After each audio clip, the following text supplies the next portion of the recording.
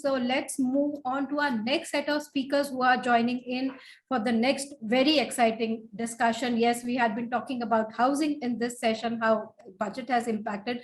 Let's talk about housing of Pune now.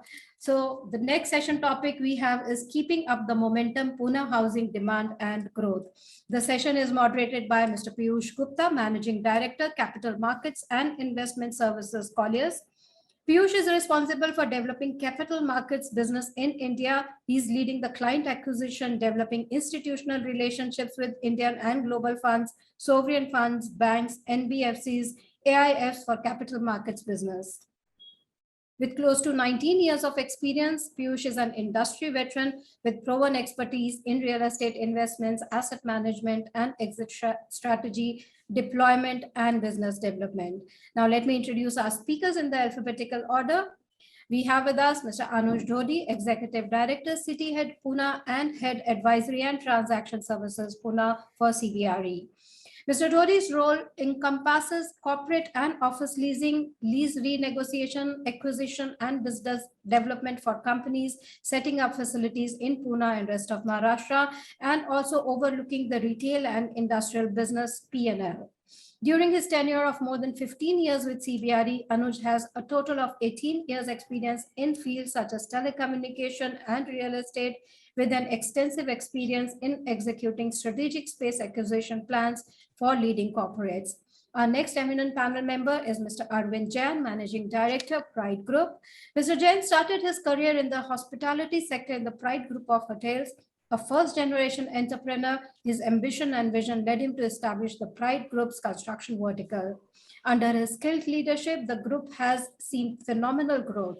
Pride Group has built and delivered more than 10 million square feet of constructed area and Bengaluru and Pune under his stewardship. Our next panel member, let me introduce Ms. Pankaj Kapoor, Founder and Managing Director, Liases Foras Real Estate Rating and Research Private Limited. Mr. Kapoor has more than 20 years of experience in the field of valuation, consulting, and risk analytics. He is an acclaimed expert in analyzing and predicting real estate market trends in India. Pankaj is best known in the industry for bringing in scientific approach and for developing reliable market database. Our next eminent panel member, I welcome Mr. Irfan A. Kazi, Chief Investment Officer, Swamih Investment Fund, SBICAP Ventures Limited. Mr. Kazi is a finance professional with more than 25 years of international work experience in alternate investments. He has held senior investment responsibilities in 8 funds, including as CIO in 4 funds, a hedge fund of funds, a hospitality fund, industrial fund, and now in Swamih, a stressed residential assets. Mr. Shailesh Puranik, Managing Director, Puranik Builders, is our next eminent panel member. Mr. Puranik is a graduate from Sir J.J. College of Architecture, one of the most prestigious architectural institutes in India. He took over as Managing Director of Puranik Builders in 1993, and under his able guidance, Puranik Builders has grown into a company with everything from land acquisition, architecture, construction, sales, marketing to society maintenance, being managed within the organization. So this is our eminent panel, and Mr. Piyush Gupta, I hand it over to you now. Thank you, Sapna, for the introduction, and thanks Realty Plus for having me here. I think it's always a pleasure to be part of Realty Plus every year in this conclave. Good afternoon to all the panelists and all. I think it's a wonderful time. We are here talking about Pune residential real estate. And it's good to see the story specifically for housing in Pune changing for very positively after several years of disruptions, challenges, hardships. We have seen in last 12 to 18 months time, home prices on overall going some upwards. It's more demand driven. Parallelly, we have also seen some very good project launches. So it indicating there is good amount of bullishness among the developers. The pace of introduction of new inventory also continues, which reflects the market is buoyant, the confidence is buoyant. Parallelly, we have seen overall development potential of lands across various corporations in Maharashtra increasing, which is a result of proactive government policy to increase FSI. So supply likely to remain strong. And I think so overall, the trend of home buyers, increasing their purchases, so it is reflecting the confidence of the buyers to buy with developers with a delivery good track record. And now we all know we have seen a lot of consolidation in last couple of years, so which reflects that the home buyers have confidence with developers who are now executing. So 2022, hopefully the year of optimism. I think it will be good to hear from all our panelists. Maybe we start with the more developers view. Mr. Puranik, since you have seen continued strong sales in 2021 in Pune, what according to you are we looking for a sustained momentum and years to come, the best years to come for residential real estate in Pune? Hi Piyush, hi everyone. Afternoon to everyone. So Piyush, yes, I think let's understand that last decade was a lost decade, as they say, for real estate. But I think the next decade belongs to real estate. It's not only, I think, stamp duty cut, which everybody thought is going because of which is the going has been good. But I think post that also the markets have been performing better and better each month. And I think this will continue not only for next couple of quarters, but I think if not decade, at least we have 5 years of phenomenal years for real estate. Demand have been good. Demand has come back, and I think coupled with that, we all know mortgage rates at 6.75, 6.5, that kind of rates. COVID-induced demand, pent-up demand, and the markets have been quiet for a very, very long time. So, a natural correction of 20-25% has happened. I think all these factors have come together at the right time, and I think that's why we are seeing this bounce back in demand. Yes, there is a little bit of increase in the input cost, but I think across markets we are seeing that the prices have been moving upwards, and then they have to, because the inventories are getting finished as fast as possible. And if you check any inventory overhang in any market, any micro market, they are at one of the lowest today. And I think we will see a good price appreciation also from here on. So all in all, fantastic, at least 5 years for not only Pune, but real estate as such for most of the markets in India. Thanks, Shailesh. Mr. Jain, your thoughts, and more specifically, what are the key drivers in Pune which is driving the demand high? Good afternoon, everybody. Thank you for having me here on this panel. I believe Pune today in India, all 7-8 cities what are doing real estate well. Pune is doing the best because Pune has a affordability, better climate, better job opportunities, and it's a cosmopolitan crowd. So people migration, whatever migration happening to India, majority you find people comes to Pune and they love Pune as a city. So I'm finding that requirement of that migration population which is coming to Pune will continue the demand for Pune, and still the price is still affordable in Pune compared to Bangalore or Bombay or Delhi. So the price is also very, very affordable in Pune with the better climate condition, better livable city in Pune. Traffic is still, like Bangalore is a better city, but traffic is a nuisance. Bombay is an affordability issue. So similarly, Pune is balancing both the things. So that's the reason why we think coming 5 years will be excellent for a Pune market. Yeah. Thank you, Mr. Jain. Irfan, coming to you, you all have supported all the struck distress projects by giving last mile funding. How has been your experience specifically about the Pune market in terms of deployment, challenges, sales with the project which you have funded from Swamih Fund perspective? So I agree. Hi. Good afternoon, everybody. I completely agree with what my fellow panel members have mentioned, right? The Pune market is doing well. The good news is that we haven't really done well in Pune. And we are a stressed fund, which means that there are very few stressed projects in Pune. We have given approval to about 108 projects, which will complete about 60,000 homes. Of that, there are only about 3 or 4 projects which are from Pune, right? So that tells you that less than 5% of the projects are from Pune. So one, it does, it does give, it does corroborate what the other panelist members have said. From the other side of the table, as a stressed fund, we are doing very little business in Pune. That's good news. But we are always there. We are not asking for stress, but we are there to help developers. The government is more than committed. We have about 15,000 crores to deploy. We've given, like I mentioned, about 108 final approvals. We have, in fact, given preliminary approval to about 250 deals. We hope to complete 150,000 homes. We've completed about 7,000 homes and so on, right? We would definitely love to see more proposals from Pune.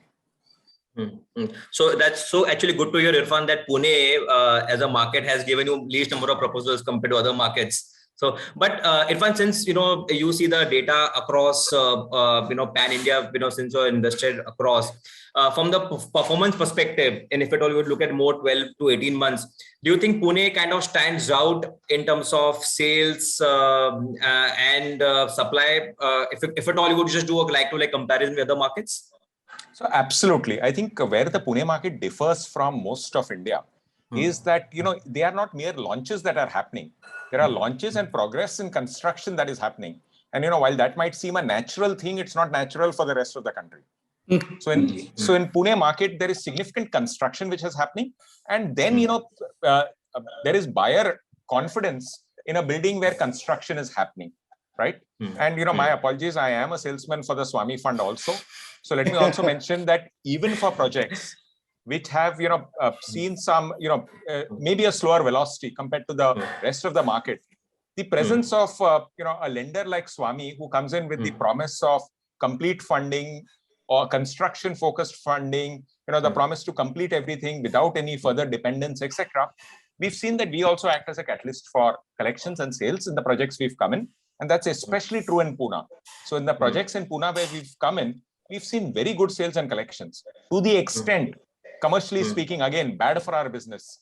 Our funds getting deployed is much lower than what we had anticipated. But good news for the market again. Yeah, absolutely, Irfan. Pankaj, coming to you, you see data across markets more from inventory overhang perspective, and especially in Pune, we have seen the inventory overhang going down, right? And that is across all the products, be it luxury, affordable, mid-market. So, what kind of trends you're seeing from and if at all we compare them to other markets from a data perspective? So if you see that Pune is clocking close to 50,000 unit sales, which is probably the second highest across all top 8 cities in India.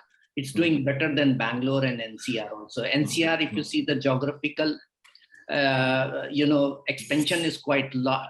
But despite that, the overall absorptions in Pune is much higher in comparison to NCR and Bangalore.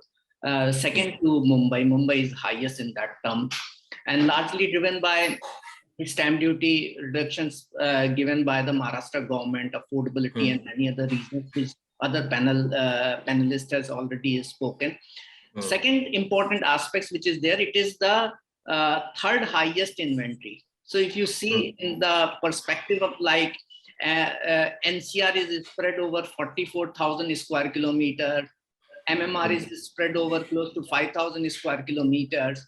Pune's actually spread would be in the range of probably 1,000 to 1,200 square kilometer. In that sense, the inventory as well as sales both are growing, and that's basic reason it's considered to be the most productive market in India, and it is going to be there. So the affordability will be maintained because the reason the size of the inventory is high.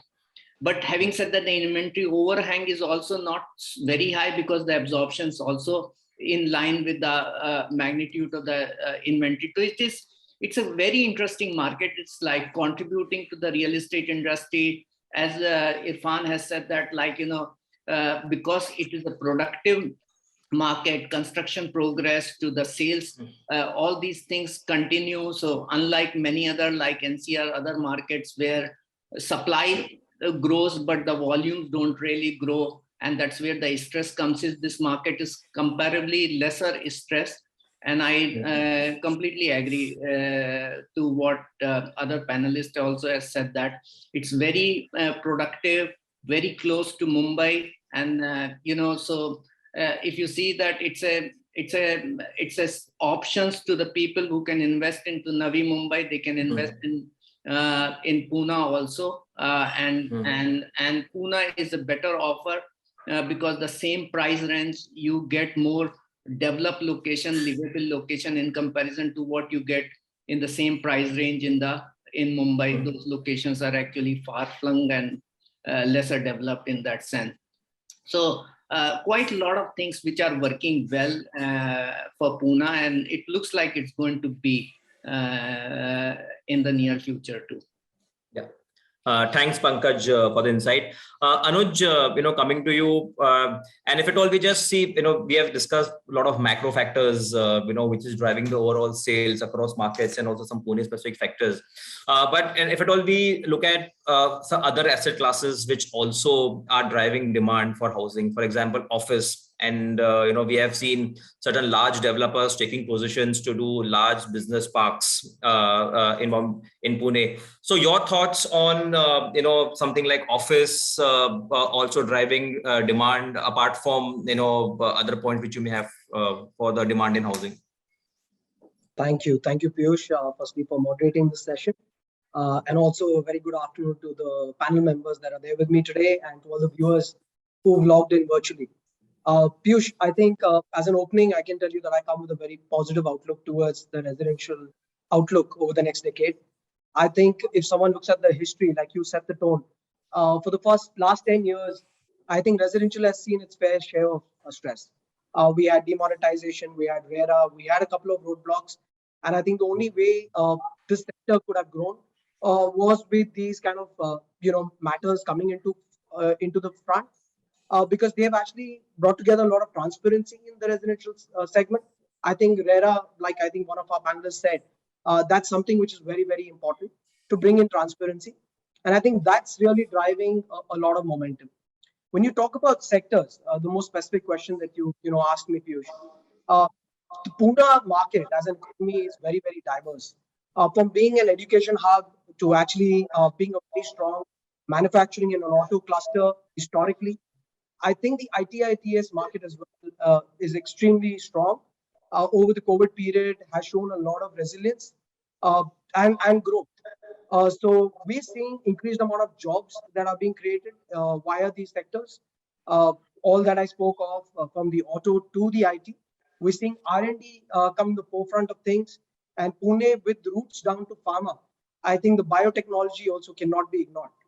With these factors, they fuel in demand consistently for residential in my view. Over to you, Piyush. Yeah, and just follow on Anuj on this, and if at all we extrapolate from office to industrial side, warehousing side, do you think that also is a big catalyst for peripheral demand for housing? Massive. You make a very, very good point, Piyush. As I said, I think the industrial and logistics sector is a ever growing sector. While most markets saw some kind of a decline during the pandemic, the residential and industrial and logistics actually saw growth. With 3PL constantly expanding their footprint, coming with last mile connectivity for the end users, who were sooner than later getting digitally more savvy in their buying behavior. We've seen a lot of warehousing and industrial growth across markets in Pune. This has led to peripheral demand. The suburban areas like Chakan, Talegaon in the north, or you look towards the in extensions of Shirwal, we're seeing consistent activity out there from the industries that is fueling demand. And the government initiative taken for affordable housing or housing for all has further accelerated this position. Thanks, Anuj. Mr. Jain, coming to you and talking more specifically, among the newer markets which are developing, and maybe Anuj mentioned about from a periphery perspective, Talegaon, Chakan. Now, from your perspective, and if at all we look at horizon for next maybe 3 to 5 years time, which are the emerging markets from a housing perspective you see, and both from a affordable perspective and also from a mid-market to luxury perspective? Okay, as you know, the markets start from IT. The IT, wherever the IT comes, the market grow in that area. So typically in Pune, it's very clear, east and west was the IT. So Dhody and Kharadi was the IT development was coming up. All the new developer, what Mr. Anuj recently talked about it. So 80% IT development is coming into this both market. So in coming period, the west part, which is Wakad, Baner and Dhody, and eastern part, the Kharadi, Bagoli and that area will be the most emerging in coming 4-5 years. Sure. Shailesh, coming to you, and if you look at more specifics in terms of trend in size, what kind of trend we are seeing, and we have definitely seen that the flight going more towards a better quality, larger size, more community living. So what kind of trends we are seeing, and more especially in Pune market on this? Yeah, Piyush, I think a couple of important things here. I think gated development, community living is something that people are finding favor in, because whatever lockdown we faced 3 to 6 months, everybody understood that you're just staying in a single building apartment. Then there is no walking area below, there is no jogging track below, there is nothing breathing space below. So all that you don't have a area where you can all gather, go together, with the safety of a gated community. So I think that is for sure. I think future belongs to personally, I feel mid-sized projects. So the projects anywhere between 1.2, 1.5 to 2, 2.5, 3 million square feet kind of projects, rather than very small projects, 1 or 2 or 3 buildings, and rather than a very, very large sized township projects. Yes, they are something that people fancied, but I think from the lot of other perspectives also, regarding the planning your cash flow, especially for developers or for lenders to do the valuation and all, it's very difficult to do a valuation that you're going to sell 7-8 years down the line. So raising finance and doing financial closure for your projects, from all that perspective, I think this mid-size and community living is one.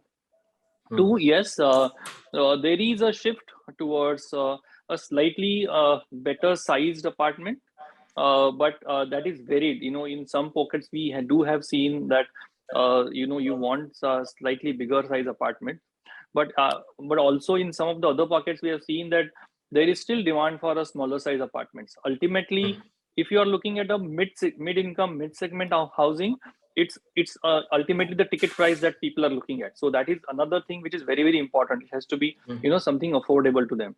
If you go to larger apartments, premium, yes, there is this demand that there has to be a the work from home office in your in your home. So and it's not only one, because if you are staying in a large apartments, both husband wife is working, or a son is giving exam or something like that, not 1 but 2 or 3 kind of at least office desks or office spaces is what people are looking at. So I think that is 2. But I think third point that you talked about, quality, brand name, I think these have become hygiene, Piyush, now. You cannot just compromise on that. It's also because of RERA coming, it's also because of the 5-year that you have to give service and all that. But it's also that people do understand, people do check what kind of projects you are delivered, people do talk to people, social media, people become very, very active, so understand that okay, there are a lot of issues in this building with the seepage issues, leakage issues, maintenance issues, lifts are not of good quality. And I think that is hygiene now. So that is something that you must give. I think these 3 things is what I think going forward we have to keep in mind. I think we are going into a mature market, and I think that pace has increased a lot because of whatever reason. Even the COVID kind of accelerated this pace. So what I mean by mature market is customers are savvy, mature, looking at their due diligence, looking at developer, looking at property, looking at value for money. All that is kind of come together. So I think all these things we need to keep in mind going forward. Sure. And just Shailesh, just to follow on, and I think so you also made a point on size of apartments. On an average, are we clearly seeing that a person maybe who was buying a 500 square feet apartment, say pre-COVID, Now the same customer is now looking at 700 square feet apartment. And are we seeing that across all the segments, whether it's affordable, mid-market, luxury, that people want bigger size? Is it a bigger trend which we are seeing, maybe Pune or even across markets? Piyush, frankly, although there is a lot of talk about this, and we have done some initial work on this, we did a lot of surveys, we talked to people, and it's not only that, it's the proof of pudding is in eating. You know what kind of sales are happening. So at least in mid-income segment, I still don't see that, from suddenly 500 people are looking for 700. Ultimately, it is the, as I said, end user price is what people are looking at. Yes, they might, ask you whether you have a provision for an office desk, all the necessary things are, planned. They will want to see an interior layout for them to figure out, what is that they can do. But especially in the mid segment, but in the premium segment, yes, if you check a lot of data, the higher size, larger size apartments are flying off shelf, not only in construction, of course, in ready also. There are a lot of inventory in ready position apartments in the larger size 3 BHKs and 4 BHKs. Their demand for larger size is definitely here. But of course, as a percentage of demand, it is very less. If you look at the parameter, the percentage of demand is very less. But yes, there is a trend for higher size apartment in the premium or luxury segment. Sure. Thanks, Shailesh. Irfan, your thoughts generally, from an investor perspective, does a market like Pune, gives you a more safety net because of its affordability index? And what I mean is, if at all you're looking at investments across markets and when you compare that with Pune, markets like Pune, because of its affordability and whatever, drivers we speak about, does that give you more confidence to invest in Pune? So from an investor point of view, right, depending upon the risk and the return you are willing to take, you can segment the market. And I think Pune again is a story of two markets, like Mr. Pankaj Kapoor normally says, in the rest of India, where there are the more established developers which are seeing all the positive after effects of the pandemic. The customer affinity, the customer inclination for a larger size, customer inclination to close, and so on. And there is another, real estate world within the same market where there is a crisis of confidence, where project cost increases, are a death blow, right? The more branded developers, the more successful projects can take project cost increases in their stride. In the last 1 year, almost across the board, and I don't think Pune market is any exception, we've seen a 15 to 25% hike in project cost, in the cost to complete in most projects. This I'm not talking from publicly available data. I'm talking from data that we have from our own portfolio companies, right? The better developers, the bigger developers in the bigger cities, are able to influence or to command better capital values, and therefore ride through this price increase. That is not true for some of the smaller developers who are now beginning to see the strain. And it's a combination of both smaller developers and smaller cities. Pune has an advantage. There is a large number of good mid-income projects, and also there is a large number of good affordable housing kind of projects, generally speaking. So depending on the risk appetite of the investor, with a branded developer, you very little risk in terms of velocity, sales, and all that, but very little returns as well, right? And more 18 to 20% returns from taking a bet in projects where the project is still under construction, etc. Yeah, I think Irfan, you made a very valid point on say input cost. A 15 to 25% increase in project cost, right? And for a markets like Pune, which are relatively lower margin if we compare with markets like Bombay or Gurgaon. So this can definitely impact the overall pricing in the market. So Pankaj, coming to you on this point, and markets like Pune may remain sensitive to the pricing, very elastic to the pricing change. How bigger the threat to demand you see, if the prices were to go up, from an input cost perspective or otherwise, to impact the overall demand? That's why I say that, 2-3 angles which you need to see this, market is highly segmented. There are large developer and there are many smaller developer and mid-sized developers. And the size of the inventory itself has been growing. The new launches are there. Pune is the one market where probably maximum number of township projects like NCR, you find most of the projects large size, but in Pune, if you see, you have lots of township projects which are coming. So the supply flow, it's also suggesting that there is going to be pricing pressure for this. I feel so, like, since this is a productive market, construction continues. It's not like that the builders are selling and not constructing.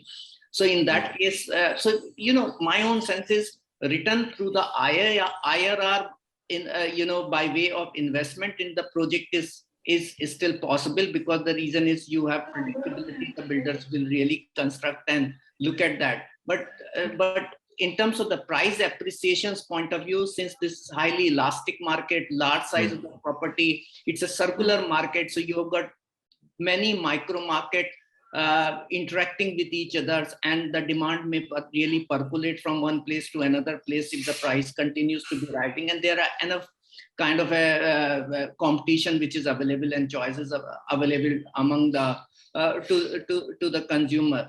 So the price rise driven appreciation looks really difficult, but IRR driven returns, I do really feel if you invest into the properties, it's more productive and predictive market in that sense. And so that's my own point of view. I see that there are ample opportunities available. Maybe the fund houses may have to reduce their expectations of the returns to some extent, considering the margins are really thin, so the risk and return point of view, if we were to have a look at it, so if this is a lesser risky market, so it may probably give you lesser returns in the sense, but it will be more, you are more likely to get the returns rather than anticipating and not getting it. Yeah, no, absolutely, and I'm sure in a current margin, the potential to increase returns is anyways very limited. And just Pankaj, a follow on, and we spoke about elasticity, right? And if at all we compare Pune market's price elasticity with other comparing markets, something like a Bangalore or a Thane, right?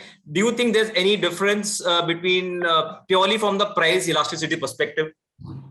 I think not much. Bangalore maybe, because Bangalore is highly inconvenient and it's really becoming a micro market perspective. But my own sense is if the metro connectivity improves, it will improve the efficiencies of the cities, and then the market will become much more elastic than what it is there. Why MMR is most inelastic? Because the reason it's been a linear city.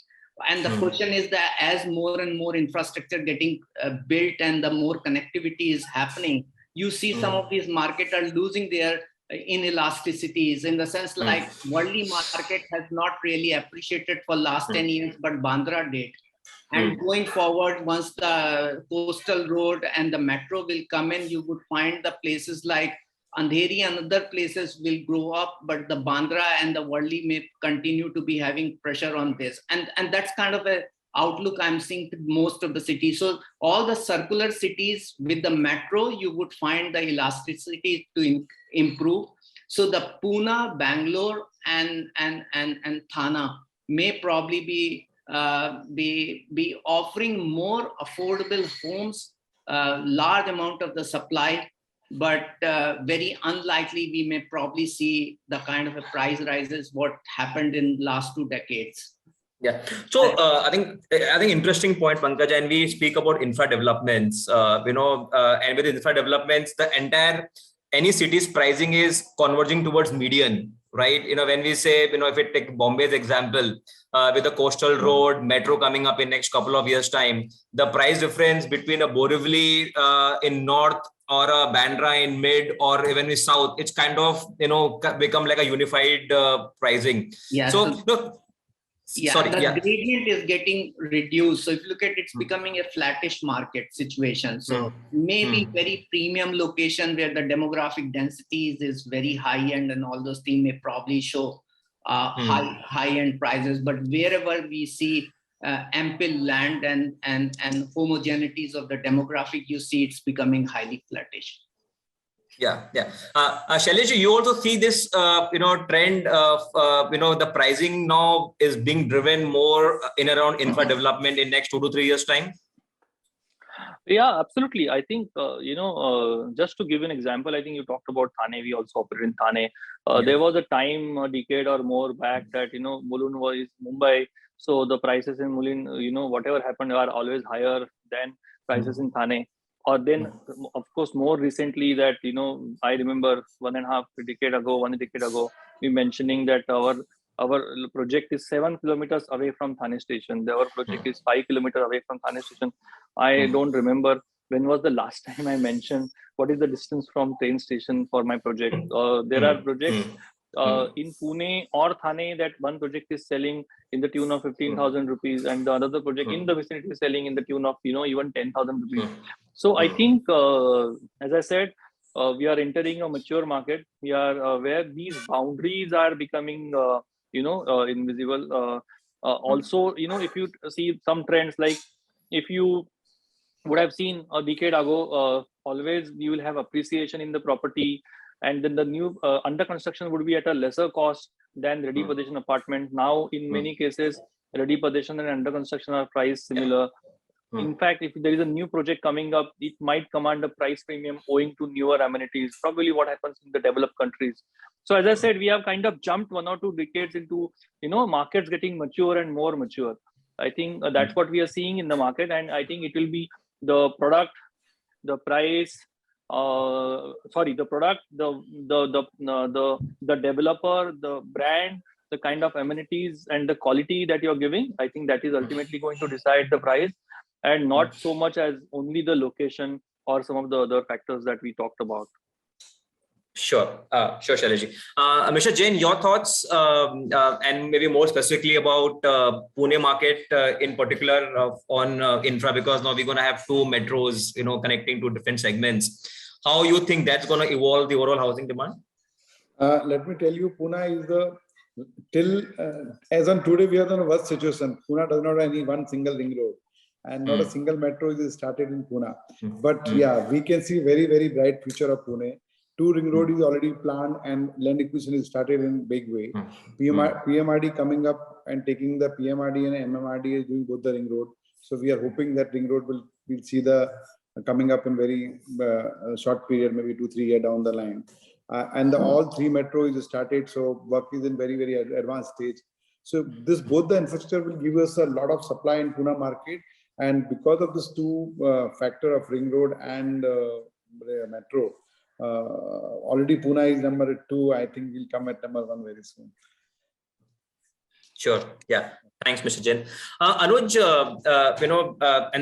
I think there's a lot of being discussed about the shared spaces model, right? And which is kind of driving, demand for different segments, and Pune market in particular, co-working, I think is possibly doing the best compared to all other markets.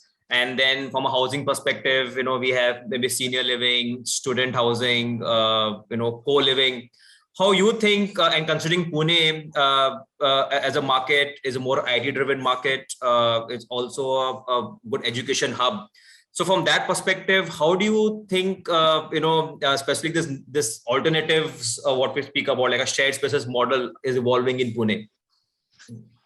Piyush, I think that's one of the most accelerated platforms in commercial real estate today. It's largely spoken. Over the last 5 years, the advent of flexible office space has really grown manifold. We've seen the percentages grow from about 5% and go as high as a double-digit 12 to 13% on overall office absorption on a year-on-year basis. We're seeing top corporates really evolving in their corporate real estate strategy. They're no longer looking at the flexible domain as just a co-working segment. There is this entire domain that has really innovated itself. They come up with agile space solutions, which are more managed solutions. They can literally build to suit your office, and be totally dictated in terms of design, ethos, and in terms of security of your IT infrastructure, based on what you really desire. And the more we are interacting with large multinationals, I think in today's world, they're looking at flexibility. They're looking at agility portfolio. They're probably capex shy at times, and the flexible domain really comes and plugs all the gaps. So in our opinion, I think flexible space is here to stay. It's going to be something commercial real estate, and we're already seeing green shoots of it, which some large companies, making very large news globally as well as in their private equity infusion over the last 4 to 5 years. And you mentioned about private equity, and this is any particular asset class, or you think is generally the attractiveness of cities increasing? So we may see, equity coming in maybe across asset classes, be it housing, office, or industrial. Anyways, we are seeing. To your question, I'd like to take it macro. I think firstly, India is getting very attractive in the scheme of things. Increase the amount of transparency that we spoke of, the other panel members as well touched upon. I think there is confidence in wanting to foray into India, invest and make big bets on India. And this we're seeing across asset classes. We've seen the residential sector, obviously seeing the latest trend on it, but the commercial retail, and the industrial sector have established itself for the last decade or decade and more. And more cities are coming into the foray. With new regimes, tax ops, I think there is clarity in this budget, CZ Advent as well, which everyone is eagerly waiting for. I think we are in for a good drive over the next 5 years for sure. Yeah, and I think just extending this topic on the capital, and Irfan, you mentioned that Pune possibly is giving the least of the capital because because of the performance doesn't require it. But if you and since you have data across markets in for last couple of years, how you think this trend of projects getting self-sufficient in Pune is likely to continue? Or you think there will be some gaps and this kind of funding will be required from fund like yours? So I think as project costs increase, right, Pune, the capital values are relatively subdued. The margins aren't as comfortable as they are there in maybe some other markets in the Mumbai market and so on.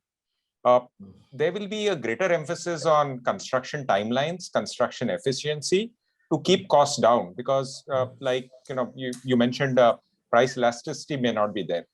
So to keep costs within control, because the customer could turn to the next micro market or a consumer customer, the developer is not necessarily dictating prices to keep cost under control. Construction has to be revved up, and that's where you would understand and appreciate, the Swamih fund comes into play.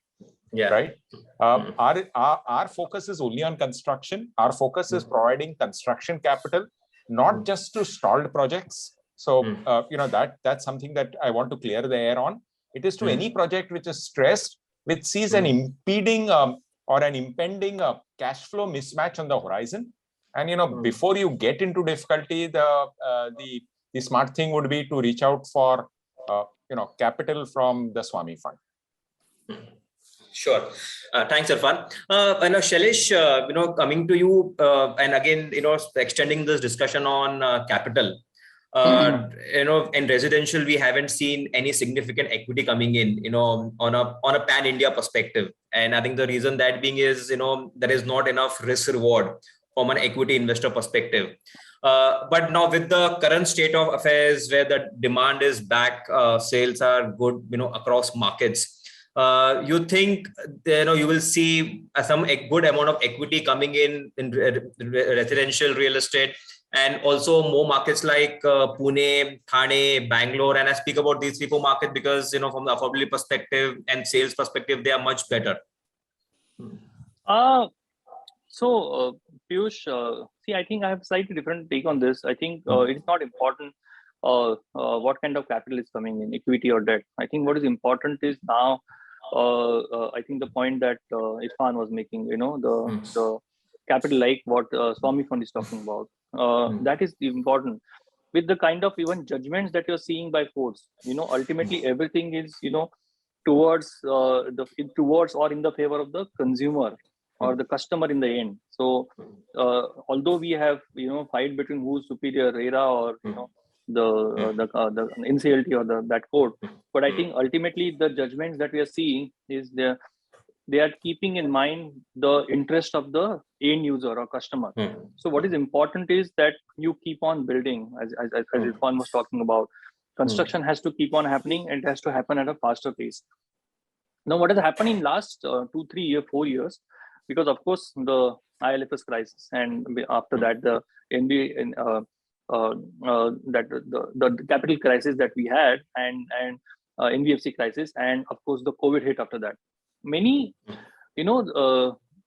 what to say, the funds, those who want to lend money are kind of in a retreat mode. And then the model that they had, so one was a plain vanilla debt, if you all know, that is you have to do monthly servicing. Then there's of course structured capital or a structured debt, or then there are talking about equity, which is not, I have not seen a pure equity deal for a long time, at least for last decade. So equity, but again, which is in the form of structured debt, where you talk about higher teens, or you exceed 20% or 21%.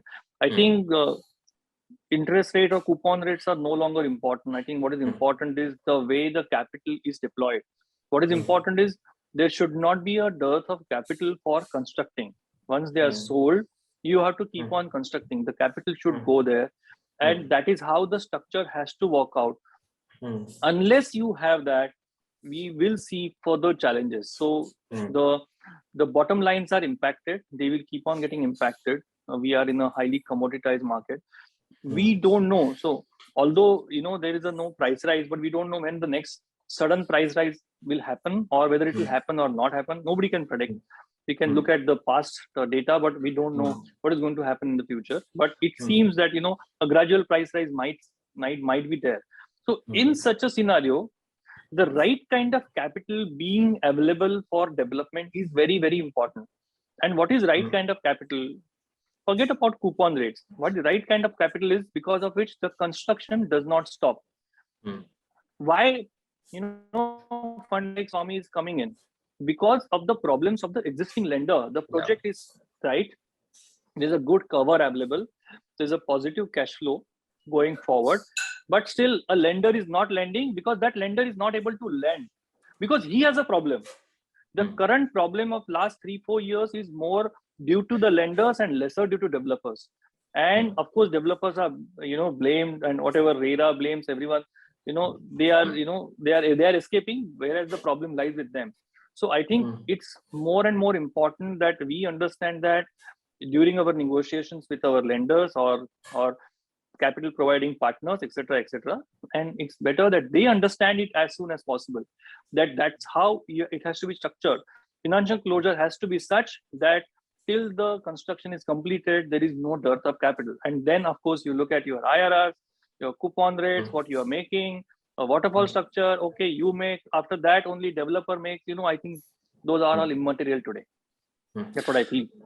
I think Shailesh, absolutely, because having the right form of capital, I think so is very important to avoid mismatches. And I think so all the troubles of the crisis which we have seen in last 3, 4, 5 years time is because of having the right pool of capital for right end use. And when I think it was good to hear from Irfan also mentioned that it's just not about stress projects, right? Wherever execution capital is required, Swamih Fund, I think so will play a role.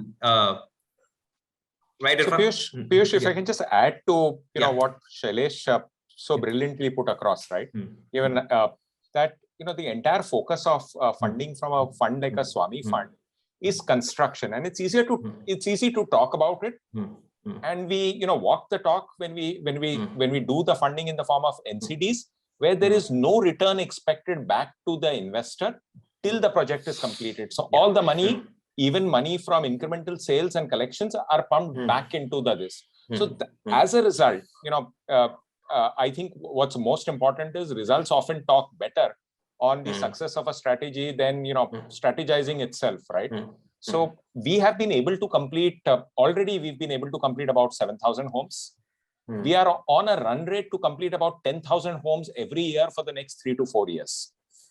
Our sites have probably the highest worker density when compared to other construction sites in the same city, because we have all the money that is required to.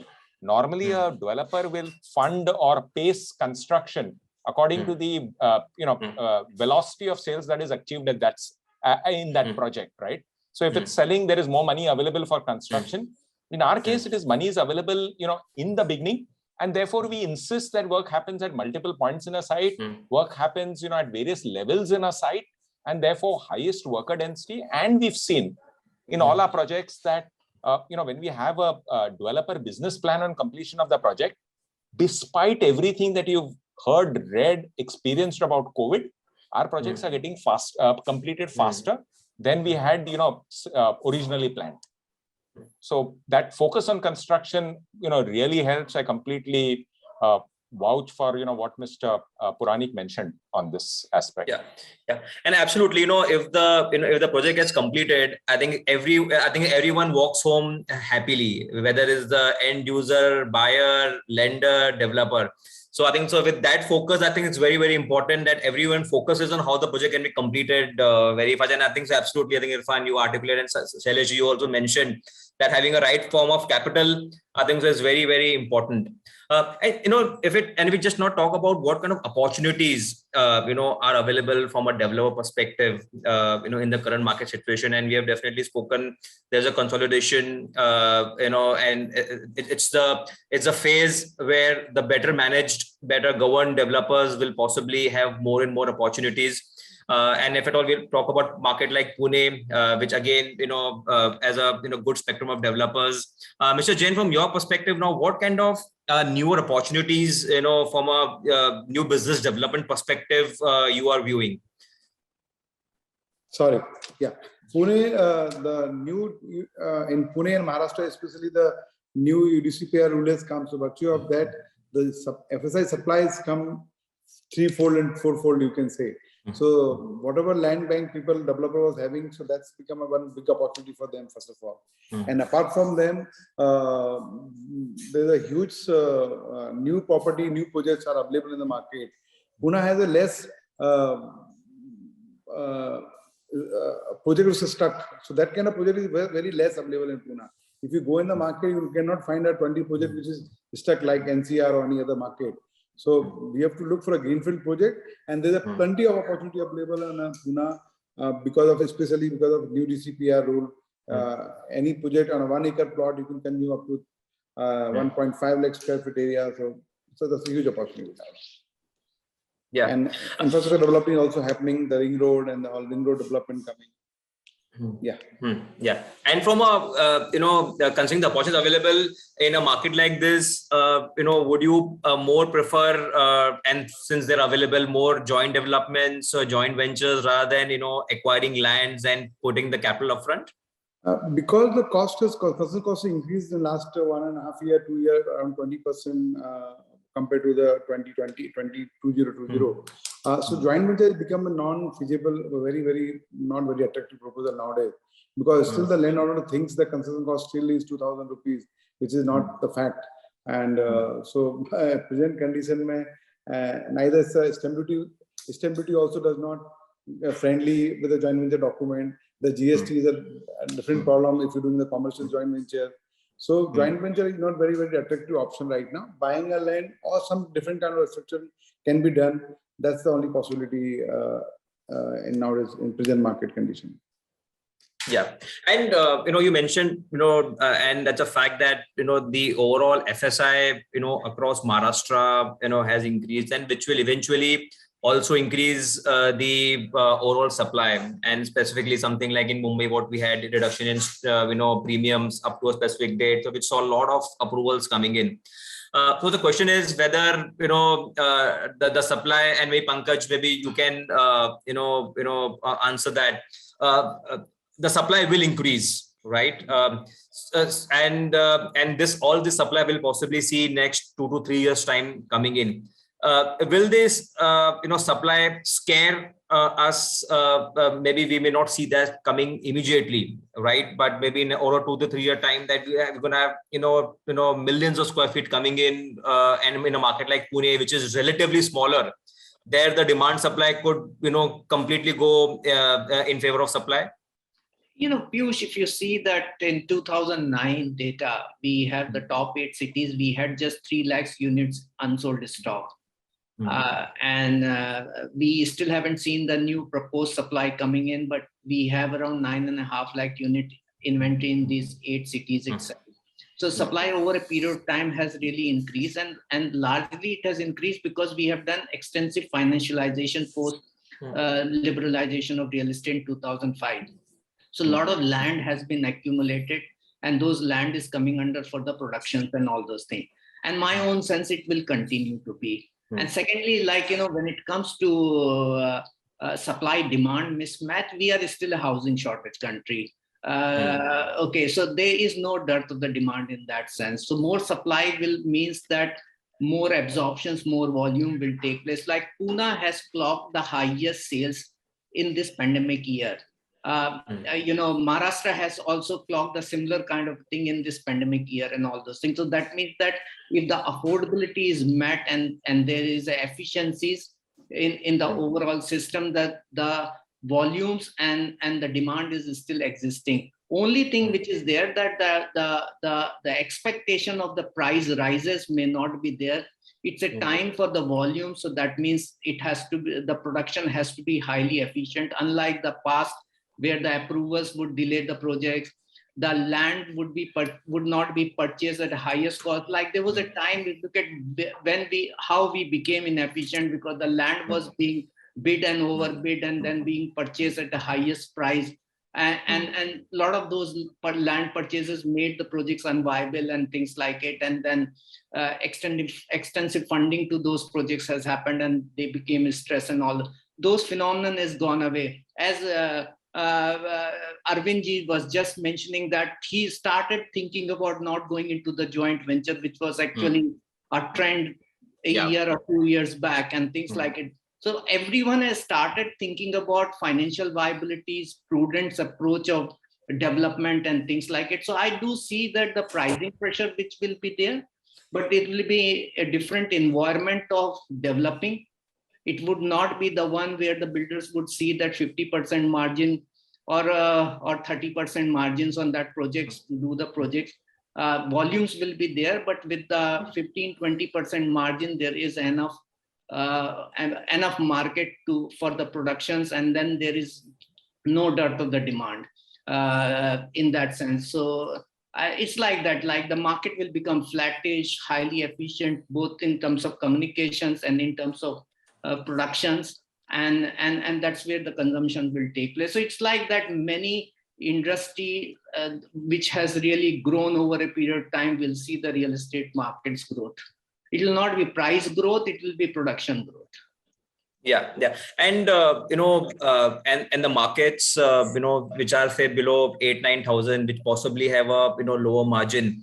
Maybe the FSI maximization, which has been the trend across markets and markets, mainly in say Mumbai, Pune, may not be there, because these are price sensitive. More you want to use the FSI, you may have to go vertical. FSI is kind of increases multifolds. Right. So maybe FSI maximization is not the objective. And Shailesh, your thoughts, on this, with supply coming because of increase in FSI and, for a large projects, whether is FSI maximization, which was the trend, will that be any more that it's more now on efficient product, more community living and giving a better product rather than, just, using the full FSI and making like a concrete jungle? So I think first, Piyush, I must say that, I've seen Pankaj positive after a long time. So I've been there for almost 2 years. Then real estate is becoming positive. That's what you can guarantee. I've been there.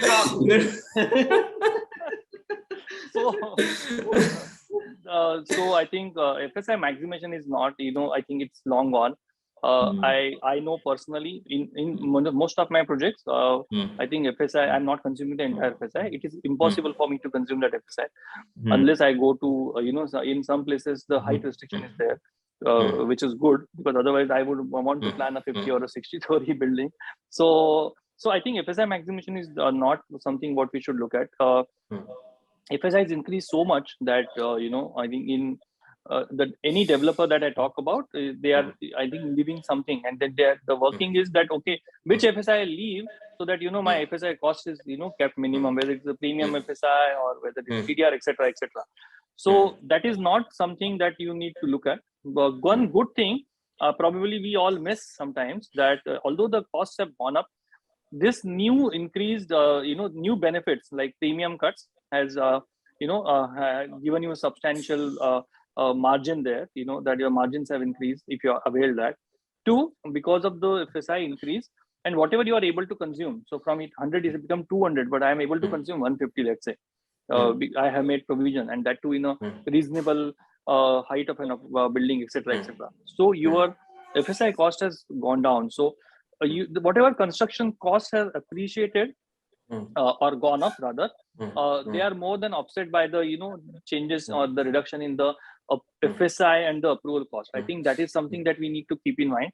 That's why you have not seen the kind of price rise probably you should have seen, because the demand is back in the market and the input costs have gone up. But of course, FSI and land costs, approval costs have slightly come down, kind of offsetting that. But from here on, now they are fixed. I don't think they'll go down further. And then you will definitely see whatever happens with Ukraine and Russia and the dollar and the oil. Seems less likely with every day passing. But you might see the price rise coming in. And price rise will also come in because Pankaj is saying so. And price rise will also come in because the inventory levels are coming down. Sorry, Pankaj bhai. I think it's all will have smiles when we talk about price rise. Yes, yes.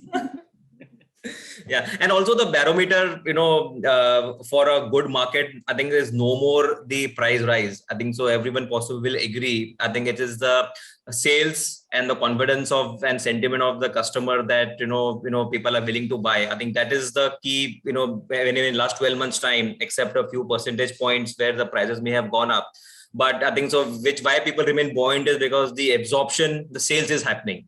And now capital is there with Irfan articulated that right pool of capital for execution. We also have deliveries. And just Shailesh, just one point, your thoughts on the kind of opportunity which you see in the market from a new business perspective. Being asset light, is the norm, because these are the kind of opportunities available, whether it's the stress of some owners, developers, or stress maybe of some bankers who've been holding some assets.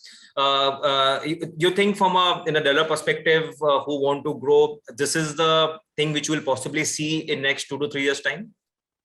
No, it is already happening in the market. I think there is. I think we forgot talking about it. It's a K-shaped recovery. I think one panelist did mention about it.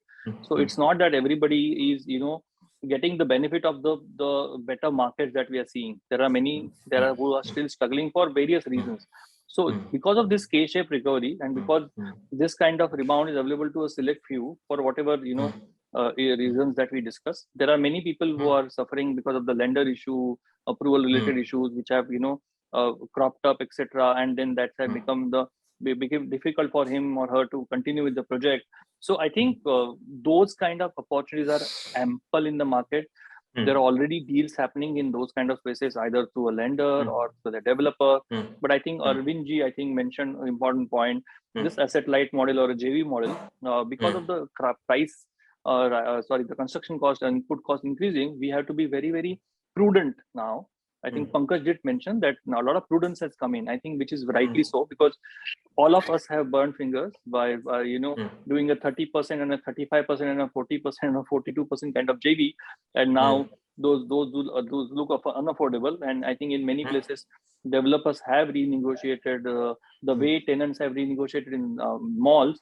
We have renegotiated our JV deals, and I think going forward, a more prudent approach, a better commercial term and understanding, which is also linked to the end user price as well as to the construction cost, and based on that you kind of work out your JV deal or asset light model. So asset light model is here to stay for various reasons, because it is no longer affordable, or it is no longer prudent to buy land when there is no appreciation happening in the land on the underlying asset, unless it starts happening, because markets have this tendency that it behaves in a completely different way than what we have thought about or what our research shows, etc.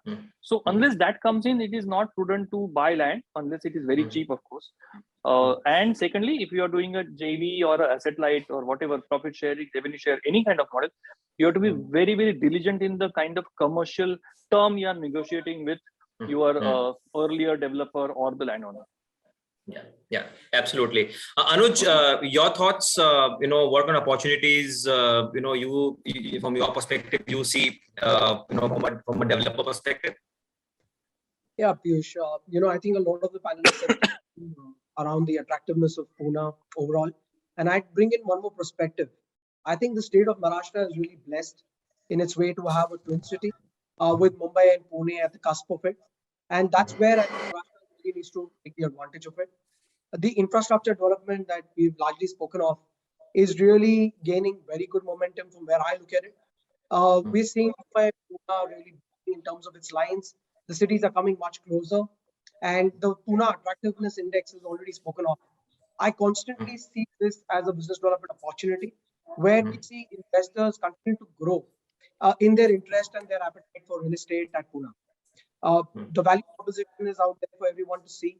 The house sizes as compared to, let's say, Mumbai, that couple of panelists spoke of, is another aspect of attraction. We're seeing this as a holiday home destination or a second home destination for people. So I do look at development opportunities there along the infrastructure corridor. And I think Arvind spoke of the metro.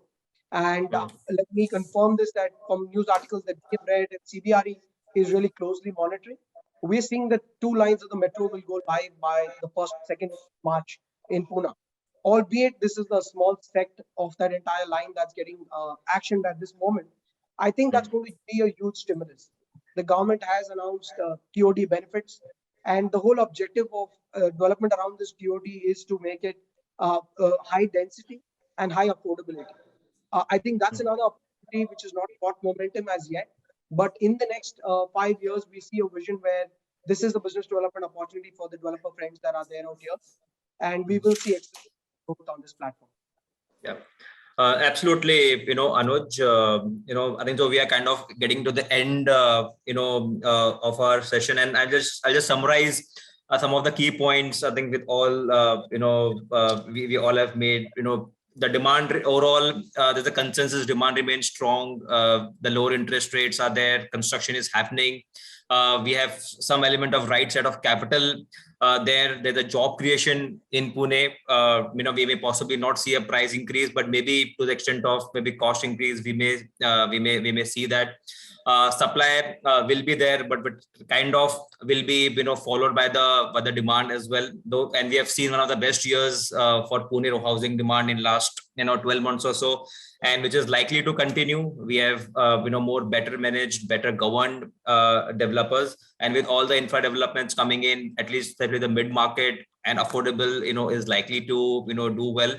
Luxury also with a flight to quality and more community living, that also is kind of picking up the pace. Sapna, over to you, please. Yeah, I think that was one of the most positive sentiments that we heard from all our panel members here. One of the questions that has come to us is, will 2022 be the year of tier 2 cities? Starting from you, Piyush, what do you have to say? No, whether tier 1 or tier 2, but I think so definitely where there is affordability is where the demand is. And I think so Pune, in terms of infra developments, affordability, and the quality of developers which we have, definitely we're going to see that. And it's not only, Pune, we have seen some markets like Thane, we are seeing that in Noida to some extent, we are seeing that in, Bangalore. So I think affordability is key with infra developments, job creation in any market which will create jobs, will likely to, do well. And Pune, over a period of time, multiple industries are there, industrial logistics.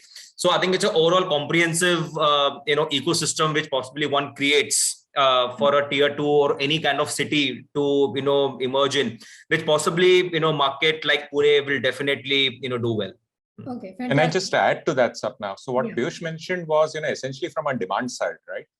We have seen that tier 2 markets have been sidetracked or, considered poor cousins when it comes to availability of institutional capital. And that's where, as a Swamih fund, we are striving to make a difference. In fact, we are spread across 33 cities across India, not just in the 3, 4, 5 or 7 metro cities, but, what is referred to as tier 2 cities. And our own experience is that the funding there is, not so difficult. The quality of developers is not very different. The governance, and in some cases, lack of governance norms is the same, whether it's a larger city or a tier 2 city. So I think what will make the difference is emergence of, to some extent, we are leading the way. But, if more capital follows into tier 2 cities, that supply will be more robust and, construction will be faster, etc. So how do you see 2022 will see more funds going into tier 2 cities? So, like I said, we are leading the way. It was generally presumed that a real estate fund would have a presence in Bombay, Bangalore, Pune, maybe Ahmedabad, and that's Hyderabad and so on, right? We have stepped into tier 2 cities. We hope to complete about 10,000 homes every year, and a vast majority of them would be in tier 2 cities. So suddenly the viability of tier 2 cities as an investment opportunity, the pilot testing is what we are doing. Okay, right? And others will follow. That's quite encouraging. Mr. Puranik, what do you have to say? Is 2022 the year for tier 2 cities? No, I think I agree with what both Piyush and Irfan have said. So I think one is, of course, the focus required from government and an institutional capital that has to go towards the tier 2 or the further down tier 3 cities. But I think it is not about classifying them tier 2 and tier 3.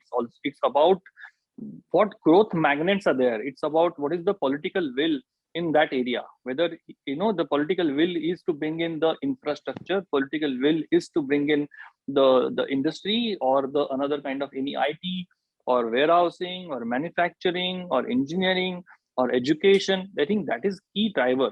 If you have that vision, and then accordingly the plans are there, then of course everything else follows. Because if you have that, then the capital will flow in. If you have that, the developer would flock to it. If you have that, customer would come in, and I think you will see a all-round development. I personally feel a generalizing or typecasting, okay, tier 2 is going to do well. I think we have gone past that. I think it's more about the research, it's more about the will, and then accordingly steps being taken by government. Then I think you will see good days for some of these cities. Okay, so it's no more about classification now, it's about the growth drivers. If you have the growth drivers, if you have the affordability and the right products, that is the market that is going to grow. Anuj, if you would like to add to that. Yeah, so from my perspective, I can bring in another school of thought to what obviously our esteemed panelists have already mentioned. With work from home and most of the large ITITS sectors, going back closer to their families or back to their roots, I think certainly they've decided and realized that this is a good investment opportunity. And with surplus cash, available with them, disposable income available with them, work from home is also augmented for jobs for women and encouraged women to and empowered them to take up multifaceted roles which were earlier on restrictive. I think the cash flows have improved. And I think since the, someone pointed out for a specific question on tier 2, we know the tier 1 story. And I think I agree with Mr. Puranik about, we do not need to segmentize that. But at the same time, there is demand for tier 2 and we see that only growing. Okay, so reverse migration and remote working might be those growth factors which will fuel tier 2 cities growth. Mr. Jain, your quick addition to what others have said. Yeah, first of all, after this pandemic, real estate overall has increased the demand, the size. Yeah, either it's a tier 1, tier 2 or tier 3 city. Everywhere the size of the requirement of the housing is increased. So virtue of that, there will be a growth in tier 2 and towards tier 3 city also. Okay. And because more value for money they can value for money, yes. and they want larger house, they want a well-developed house. So even tier 2 and tier 3 city where there's a township, not township, a large community development or gated community development is happening now. Right. So virtue of that, the development is coming, the growth is coming in tier 2 city. Okay, and fantastic. I totally agree with Mr. Puranik and Mr. Anuj ki work from home. Also in last year, first time in my life, I have seen a people cancelling a house because he bought a house in their town. So otherwise I used to say, okay, he bought my competitor, but this time he said, sorry boss, I bought in my hometown a bungalow, then I'm buying an apartment in your house, in your project. So that's one more reason, as Anuj referred earlier. And obviously the growth will come, the large growth will come only by the political and IT development or any kind of catchment or any kind of pull factor is there, then only the growth will come. That's right. Particular The pull city factor has to be there. Mr. Kapoor, your closing remarks, I think everyone has spoken out, and I think I'll just add to it, like reverse migrations, work from home has triggered the growth. And in fact, last 4 or 5 years, we have seen that the tier 2 cities' contribution to overall nation's primary sales has been increasing. So it used to be, we covered 60 cities. Top 8 cities used to contribute close to 80%. They have turned out to be around 70%, while the total overall pie also has increased. So that means the tier 2 cities has really grown over a period of time. And with the government focus, Gati Shakti, program, infrastructure development, warehousing facilities, the new economic expansions is going to be a big enabler. But apart from that, I see the RERA is a very, very big enabler for credit expansions to the smaller cities. Very likely, we work closely with most of the lenders, and I'm seeing that they started reaching out to us to identify the developers to whom they can extend the credit and who are situated in tier 2, tier 3 cities. So the way that Irfan has said that, they have extended the support to 30 cities, and so as the many other lender has started looking forward for their own credit expansion, because the fixed geographies like 5-6 geography, which used to be a major geography, has really reached to a sense of highly competitive and saturated. So I'm saying that from all the directions, it's suggesting that the tier 2 cities will continue to be growing from here. Okay, fantastic. So the data speaks for itself. Thanks, Piyush, for that entire summary of the discussion that you gave at the end. It encapsulates the entire discussion that we had. Thank you to all our speakers, Mr. Pankaj Kapoor, Mr. Arvind, Jain, Mr. Anuj, Dhody, and Mr. Shailesh, Puranik, and Irfan, Kazi, for being here, sharing your expert views with us, and Mr. Gupta for bringing out those views from our speakers. Thank you so much, everyone, for being here with us. Thank you. Thanks for Thank you. Thank you. Thank you, Sapna. everyone. Thank you, Thank you, Piyush. everyone.